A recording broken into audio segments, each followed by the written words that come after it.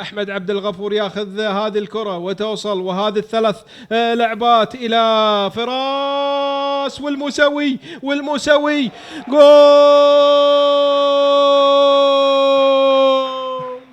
جول للعربي، جول للموسوي من كرة حلوة من أمامية إلى تياغو. يعوض تياغو ولا لا؟ يعوض، ودخل تياغو ولكن في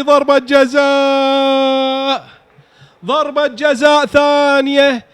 صحيح انه ضيع الأول، الضربة الأولى ضيعها، ولكن الثانية ما أدري تثبت مع تياغو ولا لا. ولكن نشوف مهارة اللاعب البرازيلي، طوح في الضربة الأولى وطوح في الضربة الثانية وأخذ ضربتين جزاء، هو نفس اللاعب ونفس الطريقة.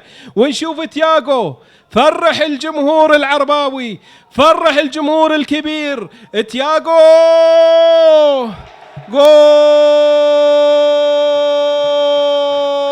جول تياغو في الدقيقة 34. تياغو، ما نقول الثالثة ثابتة ولكن نقول الثانية ثابتة من تياغو.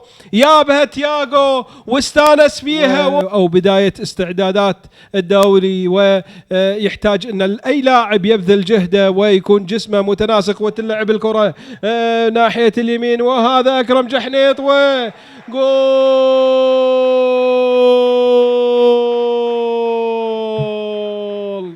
الثالث من أحمد عبد الله، الثالث من أحمد عبد الله في الدقيقة 46 من مشاري الكندري.